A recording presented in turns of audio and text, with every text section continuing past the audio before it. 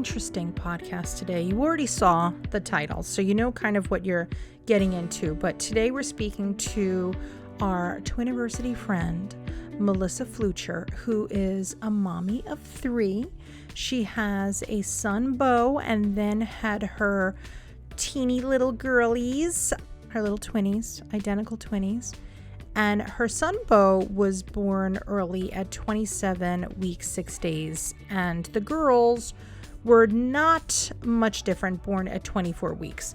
So I'm going to tell you, if you are currently expecting and you know, I want to give you kind of like a trigger warning, but if you're going to listen, I want you to know, listen to the end. Okay. So if you're going to start listening to this episode, you need to commit to it. All right. Could you commit? If you can't commit, I understand, and you could go to another episode. I'm not mad. We have bazillions of episodes for you. So if you are expecting and you're getting stressed about it, then listen to another episode and maybe come back to Marisa at some point.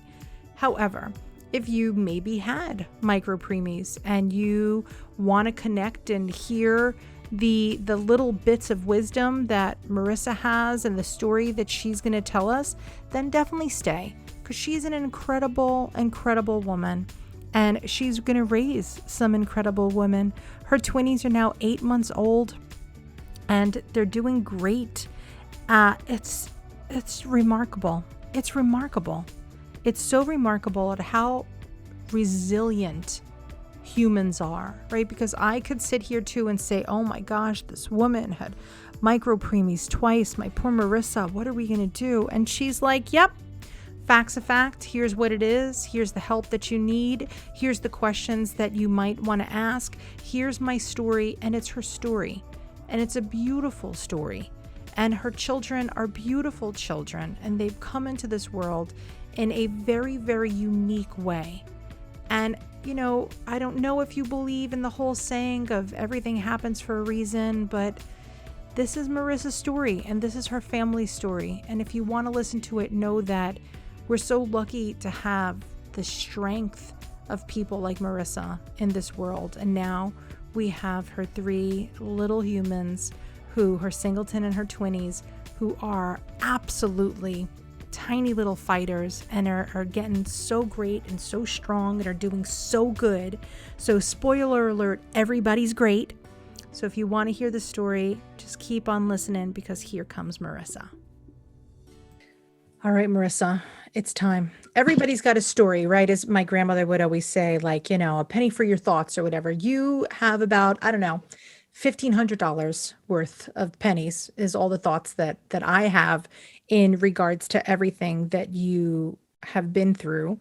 You know, it like at Twiniversity, we have a lot of micro preemies. And I don't want to say a lot and freak everybody out that's expecting, but how about we have enough that I don't get very scared, because we have such wonderful outcomes, even with our micro preemies. And so I really want to talk to you because you've been around this block 2 times.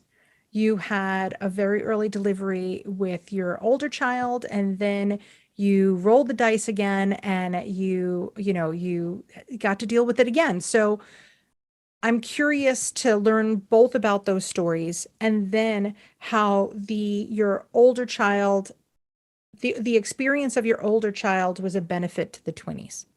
Because, you know, everybody always says that the best people to have twins is somebody that has twins already. And so does this apply? Is it, you know, the best person to be able to be equipped to handle micro preemies as somebody who's dealt with it before? So tell us a little bit about your first pregnancy and your first delivery and how that evolved into an early delivery.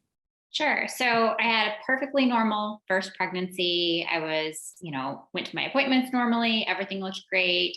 I was active. I worked out almost every day. I ran. I even asked my doctor multiple times, is it okay? And they just said, listen to your body, maybe slow your pace, slow your mileage. But everything was very normal until we went into labor at 27 weeks, 6 days. And I literally thought that I just had food poisoning. and was on the phone with the on-call OB who thought the same thing. It never once crossed my mind it was labor. I hadn't had any of my classes that said this is what labor symptoms could be. I just was totally blindsided. Even went to triage that night thinking I'm just here to be checked, to get the baby checked because I had been so sick. And while I was in triage, I remember looking around and seeing other women that were uncomfortable, that were in labor, and thinking, oh my God, like there's no way that's what's happening to me, right? And as soon as I went into the triage room with the nurse, my water broke. And, then they're checking me and I'm already dilated and there's no stopping it, but they're going to try to keep him in as long as he can. For the steroids. Yeah. And it all happened pretty quickly. We got there at like 4 a.m. and I had him at 7:11 in the morning. So only a few hours. I didn't get any steroids. Everything was natural. There wasn't time for meds. So it was very traumatic, like as a whole. Yeah. And, the whole time I just kept thinking, I'm not going to meet this baby. Like he's not going to live. Like I kind of had already resigned to the fact that that's what was going to happen as soon as they said you're dilating, he's coming. And I remember when the NICU nurses came to like be with me in the delivery room and wheel me up, they were so sweet. And they're, asking, what are you having, a boy or a girl? Do you have a name? And I kept thinking, why are they asking me these questions? Like I'm losing this baby. But I had like a little bit of hope just because they were asking me these things.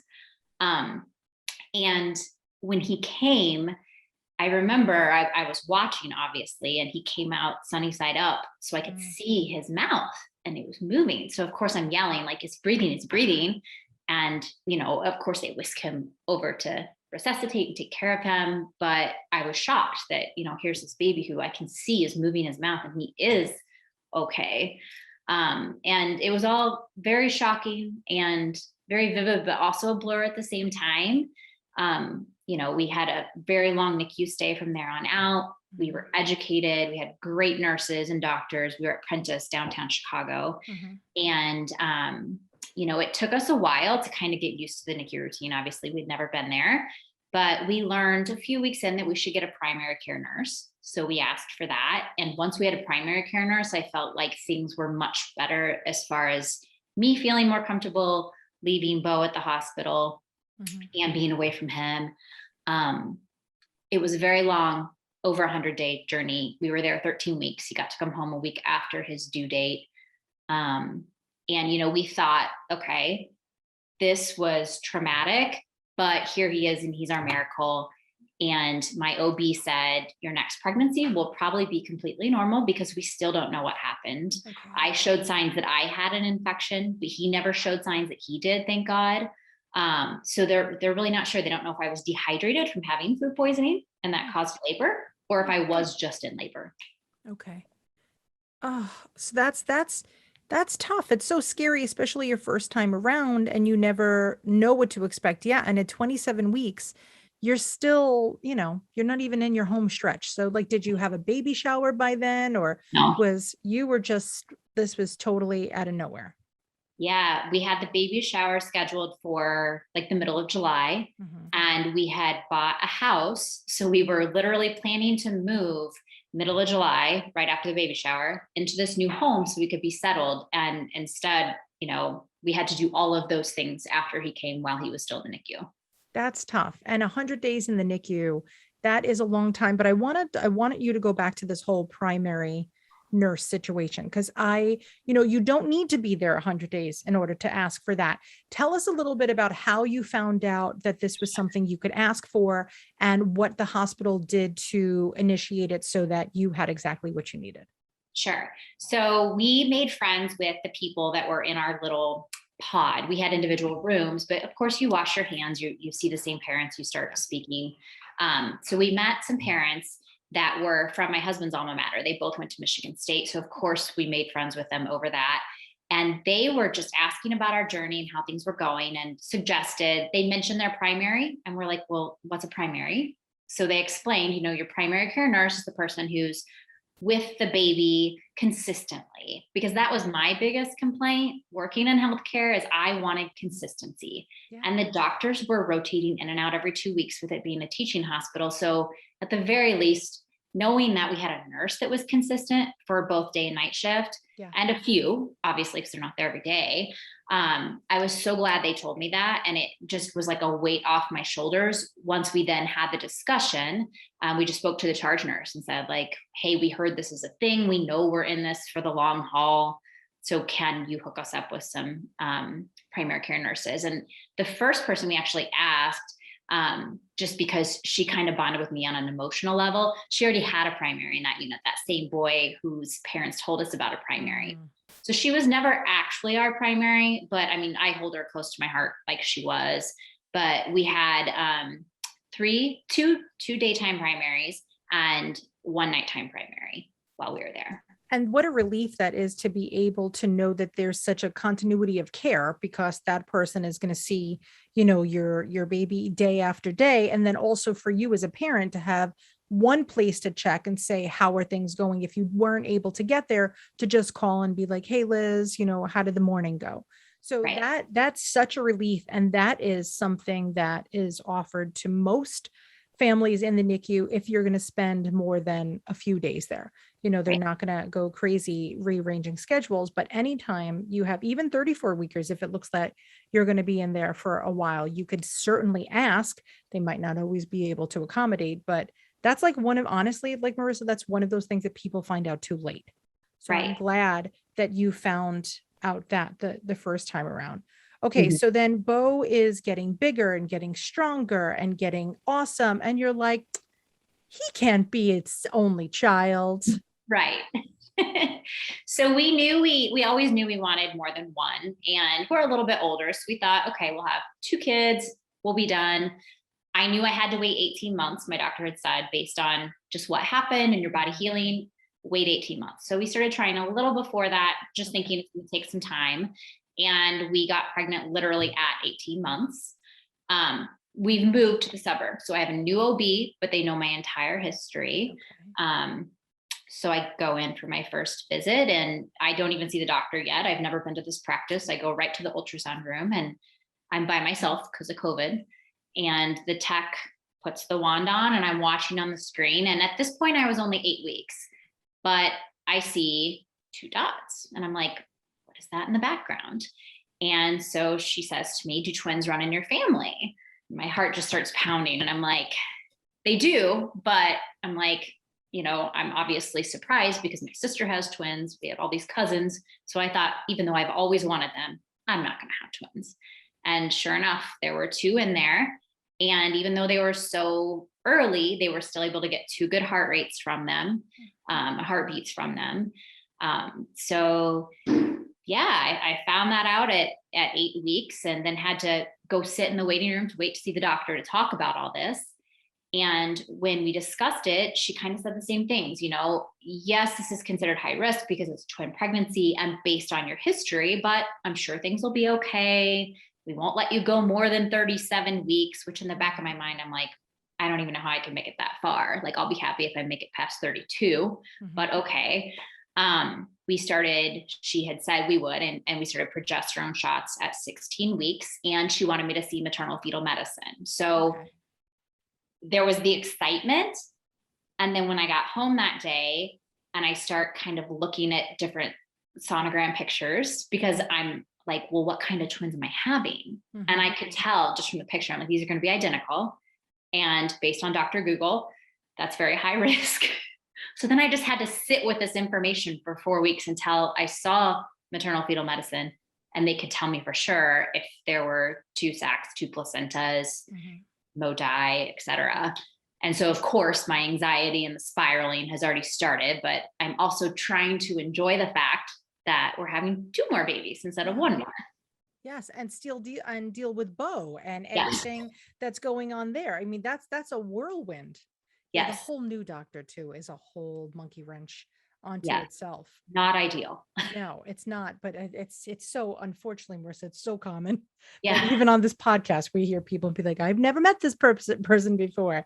So now, okay, you go for your first MFM appointment. And what happened? Did you have to go by yourself or were you able to go No, with somebody? I was allowed to take my husband to Good. all of those visits. Good. Thank God. Very good. Yeah. And so of course, they do the ultrasound again. I think we met the tech again first before we met the doctor, if I recall correctly. Okay. And she's more just checking heart rates, measurements, things like that. And then he comes in and confirms that they're mono die. So one placenta, two sacs, very thin membrane in between, identical. Okay. Explained what I had already read myself, but basically the types of twins they were, the risk associated, explained, twin to twin transfusion syndrome and everything possible scary that could go wrong, but just kept reassuring me that so far, even though it was early, everything looked okay. And he would monitor me every 2 weeks. We would do the progesterone. And he even said, we're not going to let you go past 36 or 37 weeks. And I kept thinking, man, like I've already been reading and that seems very optimistic, Yes. but I still have in my mind, I want to make it to 32 weeks. Absolutely. I mean, but what did the MFM say about the first 27 week? Because like the regular OB is going to be like, okay, we have no reason to anticipate anything differently, but we know that, kind of our high risk doctor may say and feel a little bit differently. Did they have opposing views or was everybody on the same page? He basically said the same thing. I will say my regular OB had said to me, are you working? And I said, well, I do PRN. I just moved. And she's like, if you don't have to work, I wouldn't work. Okay. I asked about exercise with her and she said, you can exercise, but I mean, I don't know why you would want to run. And I'm like, well, because I'm a runner, but okay. And then when I saw maternal fetal medicine, he agreed. We didn't know why Bo came early. Okay. But he said, when I said she mentioned I shouldn't work, he's like, I mean, you could work, but I'd probably make you stop at week 20. Okay. So I'm like, all right, varying views on that. I asked about exercise and he's like, you can exercise, slow your pace, slow your distance. Don't go running, a half marathon, but you can run, listen to your body.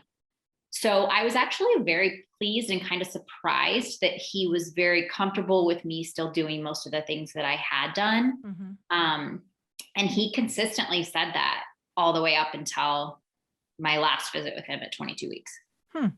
Okay. So with that, who was the one that was prescribing the progesterone? Was it the MFM or was it still the OB or did it transfer once you went to the MFM? My primary OB is the one who prescribed that.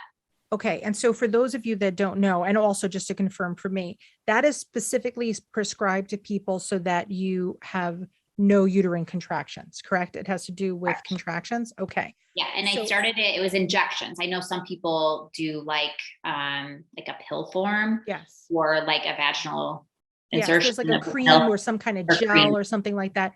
Yes. So you were specifically given the injections and you were told to stay on that through your whole pregnancy, or did they say it was going to be first or second trimester? Like, did they give you? No, it was 16 weeks on all the way to the end. Okay. Once a week. So 16 weeks on, you start taking these shots, you're going to your MFM every 2 weeks. Did you go back to running? Did you say, okay, yeah, this is what I'm going to do? Is there anything that, that you were like, I have to get back to normal-ish and not be so scared? I did run some, but I really I was slowed down my pace. If I was running and I felt uncomfortable, I would walk instead. And I stopped running around 18 or 20 weeks just because I went out one day and it was just not comfortable. So I'm like, I'm not going to do this anymore. Perfect. So I was working out, but I was doing very light, like bar workouts, something and it was all prenatal. I wanted to make sure I was doing as safe as I could since there were 2 in there and just given my history. Yeah, but for mental sanity too. I mean, if you're somebody who's always moved and now we're telling you to stop moving, it's kind of torturing. So, and there's no reason to think anything else. And honestly, even in hindsight, I don't think anything caused early delivery. It kind of just is the dice roll that we get. So when did you start realizing that there were some flashing lights that something was going on? Right. So we had our echocardiogram for the twins at 22 weeks and 2 days. My husband went with me. Everything looked great. And mind you, their anatomy scan at 20 weeks was perfect too. Okay. But so we go for this echocardiogram scan for both girls. Everything looks great. As always, I ask, does my activity need to change? Nope. Keep doing what you're doing. You can work out. It's fine. He knew I had a toddler at home that I had to lift. There were no lifting restrictions. I came home that day, felt completely normal. And I went into the bathroom and sorry, this is a little graphic, but out comes my mucus plug. Yeah. And I took a picture because I learned from last Good. time. I had lost what I now know was my mucus plug before Bo and asked my doctor about it. And she said, it's too early. That's not what it is. Well, he came like 10 days later. Mm-hmm. So when this happened, I mean, my mom instinct kicked in and I'm like, something's not right. So I took the picture, sent it to both my primary and maternal fetal medicine. Maternal fetal medicine called back and said, you need to address this with your primary. And when I finally spoke to that nurse, they said, just monitor if you're feeling okay. You don't need to come in or anything, but if you start to have any discomfort, go ahead and come in. Good. So I tried to take it easy the rest of the day. We got our son to bed. We had our hospital virtual tour that night. And while we were sitting there on the hospital tour, I started to feel discomfort. And so I paged my OB and she says to me, I can't believe they didn't tell you to come in. You need to come in right now to labor and delivery. So we have to make a plan for our son and have a friend come over. Thank God she lives close by and could do that. Okay. Wait for 2 kids to come here. And we go into labor and delivery. And, you know, I'm not so uncomfortable that I'm like, these babies are coming right now. But I was, of course, very concerned that we were even heading in that direction. Of course. And I know this is my mucus plug that I lost. And my husband dropped me off so he could go park the car. And I go in and the monitors are beeping behind the nurse's station. And as soon as I heard that beeping, it was like nausea, a pit in my stomach, like all of those emotions from Bo being in the NICU rushed right back. And when my husband then walked in, he said the same thing. Like it was just like that immediate anxiety. Yes, it's definitely PTSD. Honestly, especially for 100 days in the NICU. Did you have, honestly, Marisa, like after you were discharged and went home, did you have any emotional supportive care from the hospital or from the OB or anything? During his NICU stay, they did. They had me see somebody. We discussed getting on medication, but I didn't want to because I was pumping and I was like hesitant to do it. Now, story of our life, Marisa. Yeah. But this night was kind of like a trigger for me. Like, how did I not address this? I had a therapist I had seen for years. I never once talked to him after my son was born. He didn't even know I'd had a baby. I had never been on any kind of medication. So it was a catalyst for me to kind of get those things I needed after my response to those alarms. Yes. This particular night when I went in, I was having contractions. They never confirmed if it was Braxton Hicks or not, but they measured my cervix and my cervix was fine. It was nice and long. It was like 3 or 4 centimeters. They weren't concerned. I think they gave me a shot that night and then sent me home. Did they do an internal exam? No, external. They didn't want to put anything else in there. Okay. To like disrupt the cervix. So and it was all. You never even thought to ask for it because you're like, we're doing exactly what they're telling us to do. Okay. Right. So I will say that the labor and delivery nurses were great though. They were like, you come in here anytime you need, you know, call if you have questions. That made me feel better about going. Good. So that was on a Monday. And then, and when I left, they said, you're now on not complete bed rest, but modified bed rest. Okay. And so I, of course, had questions. I'm like, I have a son, he's 2.5. He only weighs 24 pounds, but what does this mean?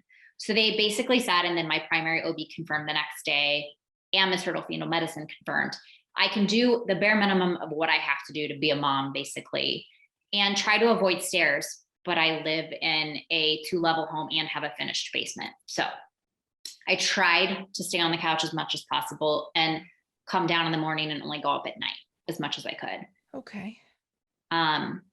So then fast forward 10 days, the following Thursday. So at this point I'm 23 and 5 and I start to feel uncomfortable again. And just, you know, it was contractions again, but not so severe like labor contractions.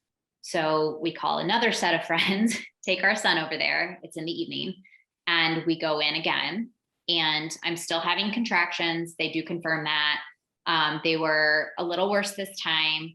They give me medication, they stop.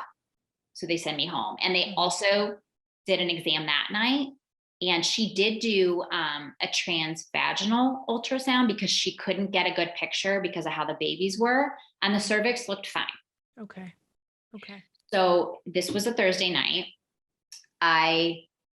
In speaking with the nurse, she said that the doctor mentioned perhaps getting on an oral medication to help kind of subside these contractions, but they didn't give it to me there. So then I had to do the footwork the next day to try to get this medication, finally get it called in. And I can't remember what it was. It's something that can be used for high blood pressure as well. Okay.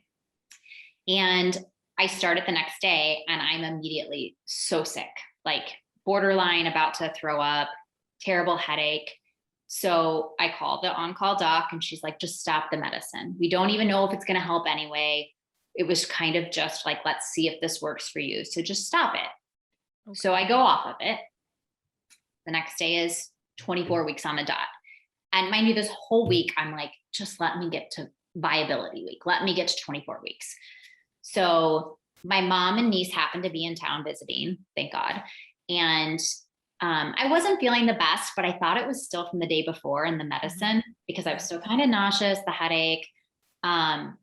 We actually even went to our community pool that day because it was so hot out and I wanted my son to play. So I literally just sat on the steps of the pool so he could get in the water and play. Came home, had dinner, and I was hanging out in my bed upstairs.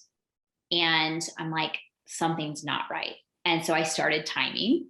And sure enough, the contractions were getting closer and closer. And I'm upstairs in bed for the night at 6 p.m. And I'm texting my mom, I've got to pack a bag. I got to go. Like, this is happening.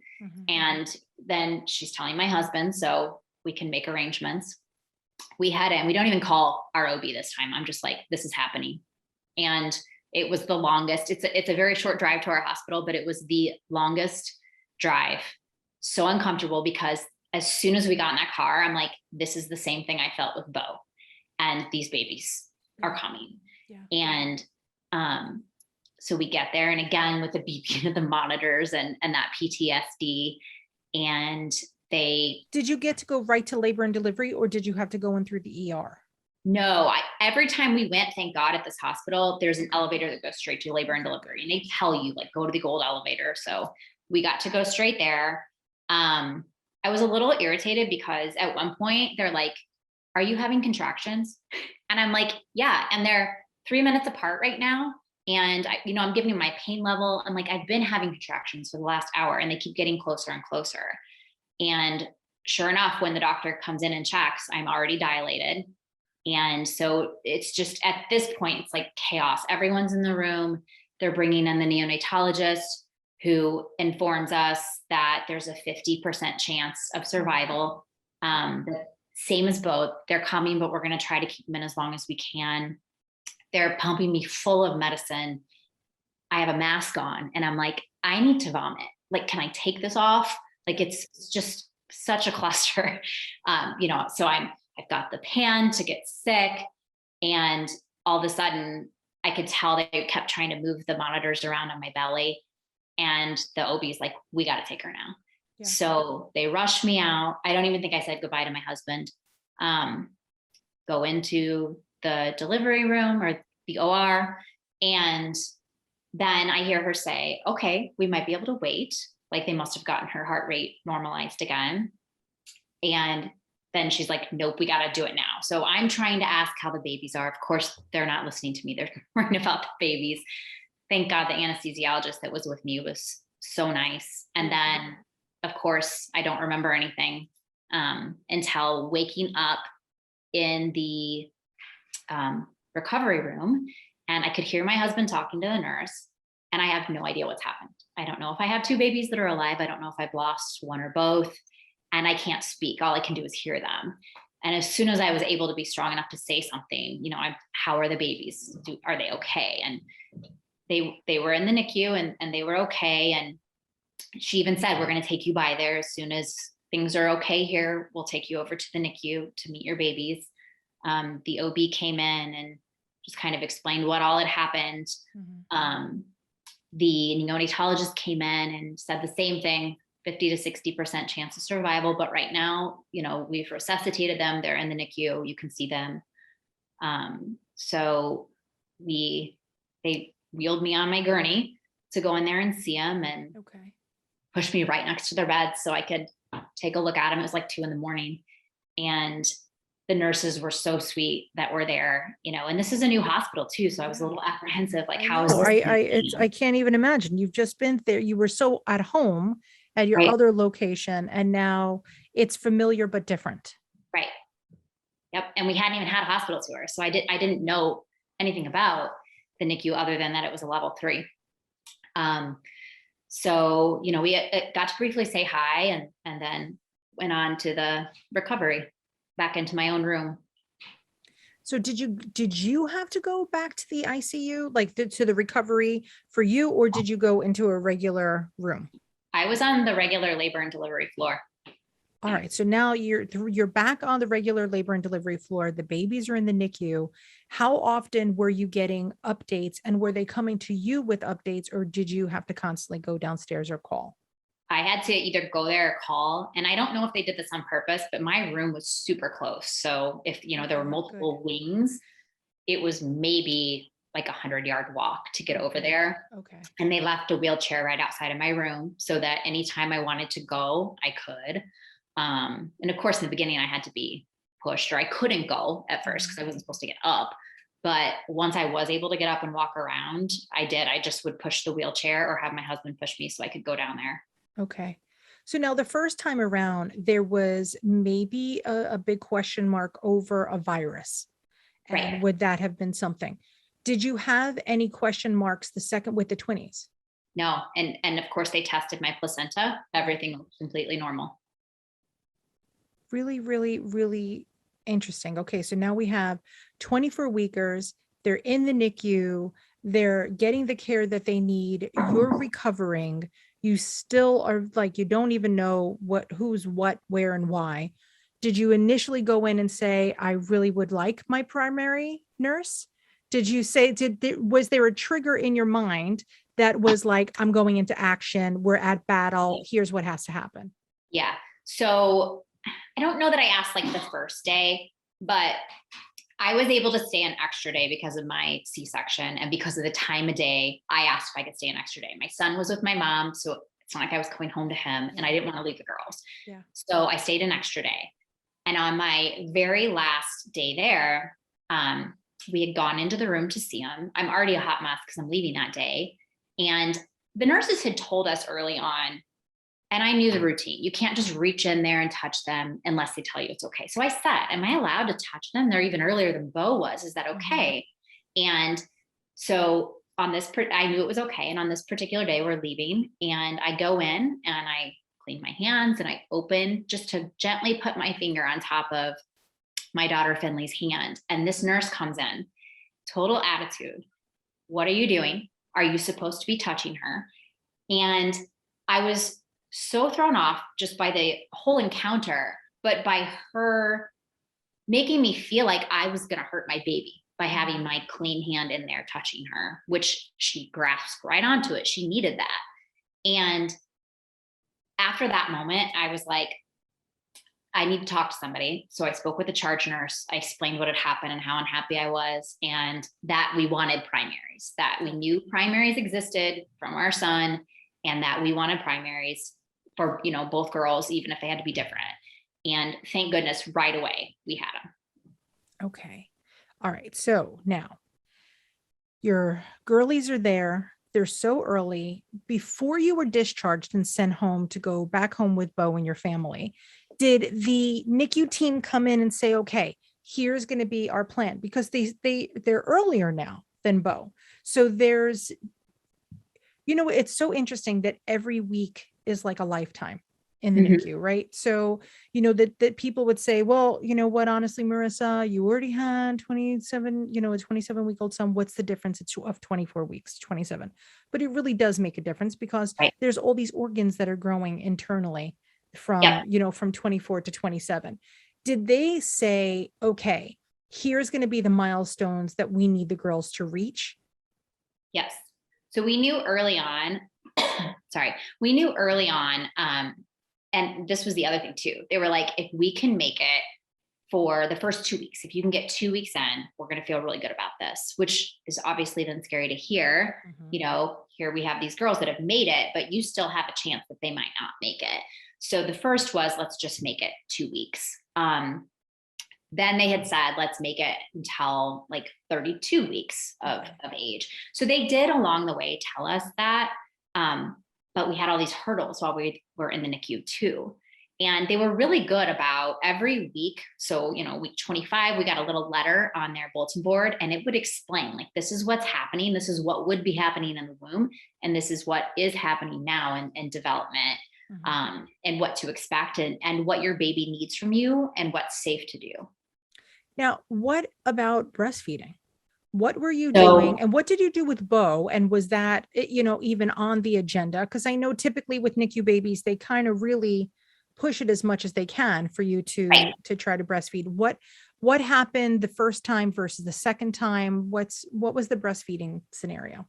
Sure. So I exclusively pumped with Bo, and I knew kind of going into it with the girls that it probably wouldn't be likely that I would be able to, if we had a NICU stay, exclusively breastfeed. I just knew that. I knew from Bo's experience that it probably wouldn't be possible. And I also knew that with Bo, he was such a hard baby to feed that I would literally spend sometimes an hour trying to get him to eat. And then I couldn't cuddle him because I had to pump. So I didn't want that kind of anxiety. So I knew going into it, I am going to pump and we'll see how it goes. But once they come home, I'm probably going to stop and just use the breast milk I've pumped and then switch to formula as needed, which is basically what they had. All breast milk in the beginning, but they were getting such bad reflux that the girls had to switch to formula. And the day the doctor had the conversation with me, I think she was worried I would say no, but I just told her, I was like, look, if you're trying to tell me I can stop pumping, that's a weight off my shoulders. Yeah. So that's okay. I'm not a mom who has to have my baby have the breast milk, and they've made it this far. And that was probably at like 36 weeks. Wow. So you were pumping at home, you're bringing it in with you. Were you able to go daily to see the girls? So I was, but so they were born in the beginning of June. About 2 or 3 weeks in, our son got RSV. So we weren't allowed to go for 16 days, which was horrible. And thank goodness we had nurses that would communicate with us. We could FaceTime. They would text me. I, obviously called all the time to ask questions, but I mean, that was torturous. My babies are right there. Yeah. During this time, Tess got a blood infection, which looking back, they didn't tell us how serious it was, but it was pretty serious. I mean, it's a life-threatening thing to have. So she was on like 4 weeks of antibiotics, and that started while we were home. We couldn't see her. Then later in the summer, my son had a COVID exposure. So anytime he got tested, then we couldn't go. So there were a few days here and there that we couldn't see them, but yeah, otherwise we were there every single day.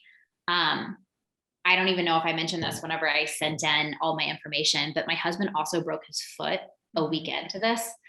So the girls were a week old. He fell and broke his foot. And the very next day was the day we almost lost Finley. So it's like all these things just kept happening that even the nurses and the doctors were like, just when you think what else could happen, like, we're not even going to say that about the Flucher family because something else could happen. This was our entire NICU journey. Oh my goodness. Okay. So when did you finally get to hold them? At what week did you get to go in, between RSV, COVID, broken toes? Like, what day do you remember that you sat in that rocking chair or chair in the NICU and you got to hold those puppies? Right. So Tess was about 2 weeks old when I got to hold her. I couldn't hold Finley yet because when we almost lost her, they put her on a machine called the oscillator, and she couldn't be moved to me while on that machine. Okay. So we had to wait till she was off the oscillator, and she was on it for a couple of weeks. So once she was off the oscillator, then I was able to hold Finley. But oh my gosh, like just being able to hold Tess, of course I feel guilty because I'm not holding Finley, of course. But just the fact that I'm holding her and she's here and she's made it, it was the best feeling. the girls were, trying to think, 2 or 3. They were 3 months old when I held them for the first time together. Wow. Yeah. Uh, that's was it a relief? Was it stressful? Because that could be very stressful to hold, a Mhm. baby you see them so fragile, especially I'm thinking about that first time that you were wheeled out on like the gurney. Their skin is a different color and you could Right. see everything that's happening. I mean, a premature baby looks very different than what you see like in a Hallmark movie. Right. So when you got to hold them, how had they kind of progressed? Did you feel better about it? Were they more pink? Did you how was it when you held them? So Tess was tiny when we held her. At that point, like you said, where you could still see through their skin and see Mhm. their veins and their arteries. It wasn't as scary though, just because I had held Bo when he was so small. Yeah. So I wasn't as freaked out by it. I think it helped. The entire NICU journey with Bo helped all of this with the girls, but it wasn't as scary. Holding Finley was a little scarier just because of everything she had gone through. And then obviously holding them both at the same time was hard because you're not used to juggling two babies, even if you've been somebody who's had a lot of babies around you, and two critical and babies that are hooked up to tubes and everything. Mhm. So that was hard, but it was just awesome to be able to hold them both at the same time. And especially if they were like touching one another and Yeah. noticing one another. Now, all this is happening. How was your family supporting you? Like what were the supporting players of your life story? What Right. were they doing? So because of my husband breaking his foot, we basically had to have people live with us for 8 weeks. So they would take shifts and, my mom would come and stay for a couple of weeks. Sometimes she took Bo back with her. I had aunts that came. All of my family is like 3 hours away. Okay. Nick's family is 5 hours away. So we had people coming in to stay with us. We had friends that would come stay. And, we would say, you don't even need to do anything, but if we have to have you lift Bo to put him in bed. Um, so thank God we had that. And then I had met a group of mom friends, like pretty much as soon as I knew I was pregnant. I joined this group on Facebook and then we joined a smaller chat. And so there are 21 women that I spoke to every single day, my entire pregnancy, and even up till now. And they were the first group of people besides like my immediate family that knew that this had happened. They actually knew each time I went into labor and delivery. They just didn't know this night because I knew it was happening and I wasn't focused on texting people. But I mean, they were a huge part, checking in on me. They were so generous, sent us gift cards to help with all of the expenses of, not being able to make meals and traveling back and forth between two hospitals because we ended up at a second hospital. And so, just having family and friends there was a huge piece of this journey and of my sanity and knowing that I could get through it. You do. You have to have, a great support staff. And it's so critical and it's so funny, Marissa, because you're saying that these are your people from online. So had you ever even met any of them in person? Now, still haven't met them. They're Yep. all over the country. We have a trip planned in July, but I haven't even met them in person, and they are my closest girlfriends. Yep. I hear you. Honestly, this is something that happens a lot in Twiniversity that people will meet and you don't know where your best support is going to come from. And sometimes it comes from the least likely places. And Mm-hmm. truthfully, sometimes it's great to speak to people that have no skin in the game. I always say this. It's nice to have kind of virtual friends that aren't there, that, you don't have to feel like, I don't want to sit with them right now. It's like, it's such an easy relationship because it gets to be on your terms and they get to be nothing but supportive and encouraging. Oh, I'm so Right. glad for that. Yeah, I think that like my mom's generation can't possibly comprehend the importance of, virtual people. It's so crazy, but regardless of where it comes from, I'm so happy that you had that. So 124 days, right? 124 and 124 127. days. The 124 somebody comes home. Yes. Yes. So how did they determine that? Did you know ahead of time that somebody was going to come home before the other? Or were they always trying to release them at the same time? No, they told us early on, like most likely they won't come home together. They had even told us pretty early on. Like when they come home, they might have oxygen, they might be on feeding tubes or have an NG tube. So we kind of knew all of this in advance. So it wasn't too disappointing to hear, that Tess was coming home first. Yeah. It was actually pretty quick and I knew this from my son, that sometimes it's just like that day you find out they're coming. Yeah. But we found out my husband was actually out of town for work, and we found out that she was going to be coming home. And so I had to get my mom here to help with Bo and both of us, that way we could be there that day to bring her home. And then, so Tess came home first. She came home first. So Tess, who we worried about more. In the beginning, it was Finley who was more critical. And then Tess got Tess, because she had blood infection and she had transferred to other hospitals for hydrocephaly and 3 different shunt surgeries. And she started bottle feeding later than Finley. So we thought for sure she's going to be in the hospital a month or so longer. Nope. As soon as she could get on that bottle, she was like, I'm coming home. And she came home first. Wow. Yes. So she's home. You have her for a few days. You're kind of getting your new sea legs on this whole thing. And then they're like, oh, you got to come get Finley.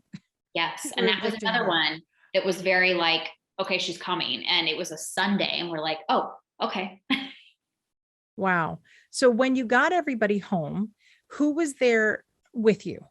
My mom was here to help for about 2 weeks, and took my son with her again back to the farm so he could have his time with them. But I didn't want him to be gone when we got home. I wanted him to be here so we didn't feel like we were shipping him off. But yes, she was here then, and she has been here so much to help me. Anytime, my husband goes out of town or we have a lot of appointments, she's the person who's here helping me. Oh my gosh. All right. So now good news. Fast forward 8 months. Yes. Here we are. Yes. And what's happening? Like, are we having, is there therapies daily, or how's their vision? How's their breathing? How are these little ladies rocking it?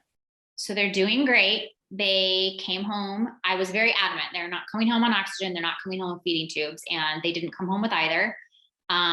They have their ROP has resolved, so they don't have any problems with their vision. They go back in a couple months just to be checked to see if they need glasses, but at least the retinopathy of prematurity is improved. They both had been doing weekly therapies, and then we finally got our early intervention evaluations. Finley is doing a little better developmentally, so she only has to have PT once a month and no other therapy. She has speech as well, but no other therapy services, which Bo didn't need anything. I mean, he did great there 4 weeks earlier, so we thought for sure they would. Sure. Tess is having a little harder time. She has weekly OT, PT, and speech. In the beginning, I was very frustrated and sad just because they ranked her pretty low developmentally at her. They were doing the evaluation based on their adjusted age of 3 months, and they said she was functioning at like a 1-month-old, which obviously is a little frustrating to hear. But within 2 weeks, she was already doing so much better. So she's just, Finley catches the goal, and then a week or two later, Tess catches the goal. Yeah. But they're both doing so much better. Their increased time in the NICU has caused them both to need a helmet. Okay. And poor Tess, because of her shunt on the right side, she got a left-sided preference. Basically, the day she got the surgery, she started always laying on the left. So we do a lot of stretching to get her to look to the right, and they're both doing so much better. Helmets will be coming soon in the next couple of weeks. They're doing regular stuff. Yes, they're doing very well. Finley had a pneumatoceal, which is like a cyst in her right upper lobe.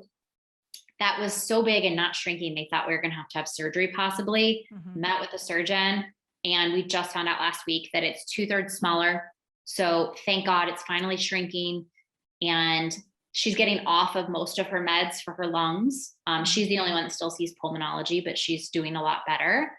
And then Tess had another surgery last week. She had to get her PDA closed. Finley's was closed in the NICU. Tess's we thought was fine. We were told at the beginning of December, looks good, come back in a year. And then literally the week of Christmas got a call and said, nope, it has to be closed. Tell us what a PDA is, please. So the PDA is a hole in the valve that connects the pulmonary artery to the aorta. So basically, because of her lung issues, it's pushing blood back into the heart, and her left ventricle was getting, the lower chamber of her left side of her heart was getting inflamed, and you don't want to have an enlarged heart. So they wanted to close it. Most babies that are premature have this, but they close on their own. Our son had it, it closed on its own. Finley's had to be closed because she kept getting pulmonary hemorrhages. So bleeding in the lungs, it would come out her vent tube. They closed hers about 6 weeks of age. But Tess's, it was getting better, like they thought it would. And then all of a sudden, they're like, we got to close it.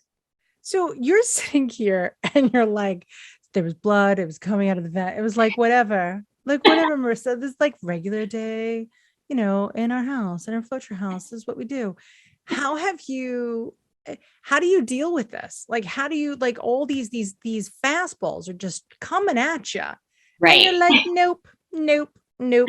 How have you dealt with this? And was it kind of the experience with Bo that made you the pro that you are, or you just like, you know what? I saw that greatness happens. It's literally right there. And we just got to get through this. How do you deal with this on a regular basis? So I think it's the combination of knowing what we had gone through with Bo, so knowing just the terminology with him, and, having my freak out whenever I find out he has a hole. And then next time knowing, okay, it's not as bad. It can close on its own. I mean, there were very scary moments throughout this journey. I think I kind of mentioned it earlier. I actually got on Zoloft as soon as the girls were born, because I'm like, I don't know how I'm going to function with 2 critical babies in the NICU. So I think that that's helped a lot. Obviously my friends and family. And then we have a page that we made. We're kind of private on Facebook. So we made a page just about the kids and their health journeys. So every single day I update it. And through this page, we have people that we have never even met that are like my college friends prayer group. And she's like, they want to pray for you. Can they join this page? And the power of prayer, of anytime we had a surgery, I would just post like all of the details and specific prayers, like please pray, that the PDA can be closed and that she won't have any more problems with her heart or her lungs and no more pulmonary hemorrhages. And, there was a chapel at the hospital that I would just sit in during surgeries. So my faith has played a huge role in this, and just knowing Bo was a miracle and he made it. And these 2 are going to be miracles as well. It's unbelievable. You're so impressive. And just listening to your story, I hope you realize that. Like, I know on paper you could look at it and be like, damn, like I am a rock star, but I hope that you really feel it. Like I hope that you really do realize it, that this is unbelievable. And people are going to listen to this and say, oh my gosh, like, how does she do it? And I'm telling you, I'm looking at you. I love your wallpaper. You're like, this is like it's a regular conversation, because when no one ever thinks that they could handle anything until you actually have to handle what it is. So none of us feel capable. Everybody's going to feel scared no matter how many times you've been walking down that same hallway. It might get a little bit more familiar, but it doesn't necessarily get easier. But what does is that that you come out the other side of that. And so now, what happens now? Like, are the girlies going to need more surgeries? How long do they estimate that they're going to need their helmets for, which, by the way, happens to term babies too. Right. Yeah. I'm hearing helmets are way more common than I thought. I'm not sure, because we're still waiting to get the actual measurements. We had the first scan that just confirmed, yes, they need it. So I don't know how long they'll be in them. Whatever we need to make it so that they have room for their little brains to grow is completely fine. I mean, they have a lot of battle wounds, so wearing a helmet's not a big deal. Hopefully we won't have to have any more surgeries with Tess's shunt. She has a VP shunt, so she's got all that tubing in her belly, and shunts can malfunction pretty easily. So I literally just pray every single day that her shunt will be fine, that we won't have any issues. We do have to travel with her most recent head CT, which is kind of a scary thought. But it's a precaution. If something would happen and we're 3 hours away on the farm, I've got her scan so I can show it to the hospital and they can make sure everything looks normal as far as the hydrocephaly goes. So she may have to have a surgery in the future for her shunt, but hopefully not. Finley, if the cyst keeps shrinking, she won't need one at all. The therapies I anticipate happening until I think they're allowed to be in therapies until they're 2 or 3. So I imagine they'll probably Yeah. be in therapy that amount of time, which is fine with me. I mean, they're doing well with it. It's one less thing that I have to add to my schedule for the day to have to do these things with them when the therapist comes here. So I'm okay if they need to be in therapy for a few Yeah. years. And it could even be longer than that. My kids were in for longer than that. Yeah. So it doesn't, and that's not a preemie thing. It's just a kid thing. It's whatever. If Right. your kid needs that, that's what it is. And it's unbelievable, unbelievable, right? At 24 weeks, which is like literally our first hurdle of medical viability. And your girls are like, nah, I don't feel like waiting anymore. Right. It's too dark in here. Right. We don't like this. Thank They you had so FOMO. much. Oh my gosh. I'm so absolutely impressed, and I'm so excited that you came here and just to talk to us. And I know it's going to be so inspiring because people get so scared. And it's Mhm. nice to talk to people that have been through the fire, you've walked over the coals, and you're like, you know what? Here we are. That's it. And they're still going to pull each other's hair, and they're going to bite each other, and they're going to smack a toy into the other one's eye. It's just going to be the way that it goes. It's unbelievable, Marissa. I'm so excited for you for all the goodness that's to come, Thank you. because I'm a very karmically person. I feel like it all balances out. And so for all the hardness that they've had in the beginning, they're going to have such a cushy, easy life and marry millionaires and just Hope have to so. choose which helicopter they're going to take to Bergdorf that day. So it's going to be a tough choice, but there's going to be decisions that have to be made. So that's all that we could look for. But like with that and looking forward, do you sometimes ever get like bouts of anxiety where you find that you're not looking forward, you're kind of standing still or looking back? And if that happens, how do you push forward? Yeah, I mean, there are definitely times where I kind of fall back into thinking about some of the bad things that we've gone through with them. Mhm. In the beginning, I was so worried when they came home, especially with Tess and her hydrocephaly, and what does this mean for us? And I had the tough conversations with the neurosurgeon. Like, I want you to tell me, like, if you Yeah. think she's going to have cerebral palsy, if you think she's going to have developmental delays, just tell me up front. And they don't know. They're like, we won't know until she's 2 or maybe a little sooner walking, like what's going to happen. And I used to just stress about that, on the regular. And I've just tried to really focus on, it doesn't matter. Even if she has these things, she's still my daughter. I still love her. Yeah. Her life might be a little more difficult, but we're going to get through it. And I want to focus on the here and now and enjoying, every single day and every moment while I can, soaking it all in and not worry about the unknown. Oh, I'm so stoked. I'm excited for a good season of having them outside in the sun because clearly that's what they wanted. So it's happening and you're doing it. And I really just thank you so much. Now, if our families would like to follow your journey, Sure. would it be okay if we put it in the show notes? Yeah, that's fine. Okay. So we'll have that below. And then for anybody that's listening, if you don't see it or it's not there or something happened and you're hearing this someplace else, you could always just email us at community@twiniversity.com and we could get you the information. But everybody always should always try, especially during pregnancy, and you should never anticipate anything going wrong. And if you're currently pregnant and listening to this, please do not think that your story is going to be Marissa's. Don't think your story is going to be mine. Don't think your story is going to be Ashley's or whoever you just listened to. Nobody has the same story. So we may have commonalities. And we know that with our commonality, it's always going to be that there's going to be 2 babies that are going to shoot out at the end. Like that's the surprise, the twist, but nobody knows what's going to happen. And you can never anticipate anything. And even if your babies are born early and they go into the NICU, you're not guaranteed 127 days. It could be 5, it could be 200, it could be 11. No one knows anything. And whether you're term, whether you're early, it is not up to us. It's not up to us. And it's very difficult to sometimes accept that you have no control over that. That's not something that you have control over. The thing you have control over is the way that you react to what's happening, that you will always have control over. So Marissa, honestly, thank you so much for joining us today. I'm very, very, very thankful. And I'm very excited to see your herd of babies your little micro preemies running around driving you crazy. And I can't wait till you are saying SOS to your online girls and being like, I can't take them.